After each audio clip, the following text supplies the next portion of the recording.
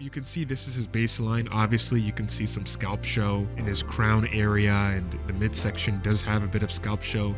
But honestly, as you go toward the hairline, right, he has a lot of dense hair. So this is him today. And you can see, this is exactly why you don't stop taking 5-alpha reductase inhibitors. You guys think these medications don't work? How about you take a break for 1.5 years and see where you are?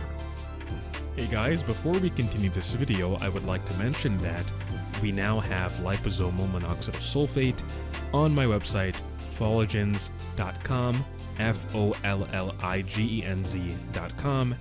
Go check it out and maybe even try it out. See you there.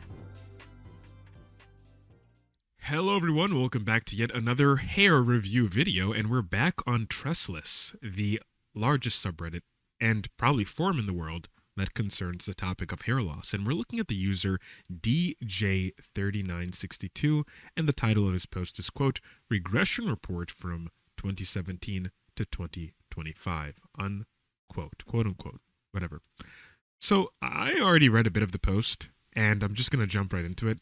Essentially, a quick too long didn't read. Between 2017 to 2024, he went off of Finasteride because he and his wife were planning to have children, and his doctor advised that he get off Finasteride for family planning purposes. Now, I just want to say this, unless you already have fertility issues as a man, being on 5-alpha reductase inhibitors won't make you infertile. So if you think this is some kind of birth control, maybe you'll name your kid after Finasteride or dutasteride. Although I think their brand names are much more, I guess, characteristic. I don't know.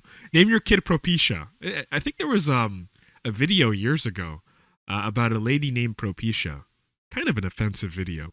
In any case, going back to this guy, he's asking to see if he can get to some kind of regrowth, some sort of recovery, some sort of comeback, if he can get on dutasteride and if that could possibly help him. Now, if we just have a look at his scalp, this is his baseline before he got off of 5-alpha reductase inhibitors.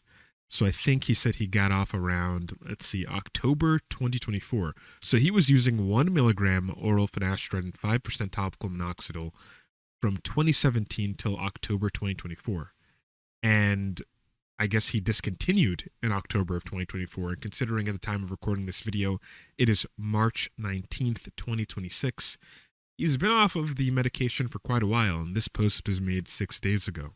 You can see this is his baseline. Obviously, you can see some scalp show in his crown area, and the midsection does have a bit of scalp show. But honestly, as you go toward the hairline, right, he has a lot of dense hair. So this is a guy who is probably well on his way to recovery. If not, he could have gotten a good amount of improvement in coverage in the crown area and a bit in the midsection area as well. But unfortunately, he got off the medication, and he had a good reason to.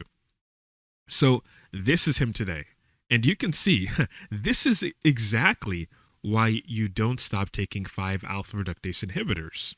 Again, he had a reason for him to quit taking it. Whether or not it's necessary, for me, I don't think it was necessary. Plenty of men use 5-alpha reductase inhibitors while they're trying to have a child with their female partner, so it's really not that much of an issue. Again, if you have baseline fertility problems, then you probably shouldn't be taking a drug that has the potential to decrease your semen volume by way of decreasing your prostatic fluid and other sort of fluid that would, make up the semen. So if you look closely at his scalp, where he is right now, his crown is pretty much decimated. A lot of hairs in his midsection are gone, right? And it seems he's been off the medication for, I think he said 1.5 years, right? He said, yeah, he's been off of DHT blockers for 1.5 years. So if you guys think these medications don't work, how about you take a break for 1.5 years and see where you are? Now, again, can he make a recovery? I think it's easy just for him to hop back on dutasteride. He might make a recovery, but the brutal truth is, once you start playing around with your dose frequency and even the amount you take, usually when you go below 1 milligram, or usually when you go below 0.5 milligram dutasteride daily, you start to run into these sort of issues. And we don't really know if this guy is going to make a full recovery. But if we just have a quick look at his scalp real quick, if I can zoom in, yeah, you can see that there are some hairs that are still metabolically active. They could make a decent amount of width improvement. Maybe he could get some increase in hair count. And mind you, he's still on minoxidil, right? He's been on minoxidil the whole time during his discontinuation of 5-alpha reductase inhibitors, primarily finasteride. But I would say he's not going to get a full recovery, right? But you never know unless you try. So I think this guy should probably get back on finasteride. Certainly just go for the dutasteride and see where he ends up in about a year. And if that doesn't help, obviously you have KX826 pyrilutamide that's shaping up to be a really good option when it comes to topical anti-androgens. You do have RU58841. It's a bit disputed when it comes to its safety. Its safety, I guess, rep sheet is kind of controversial because some people might not be getting RU58841. They might be getting something that is a metabolite of RU58841 or something that could just be entirely different, right? So who knows what you're getting.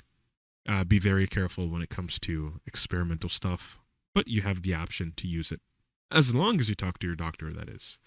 But yeah, that's pretty much it for this video. I just wanted to comment on this because I thought it was such a good example of what happens when you quit finasteride and you stay on minoxidil, right? You're still going to have some loss. So let's hope this guy is able to get a recovery. And again, congratulations on the new family. Peace.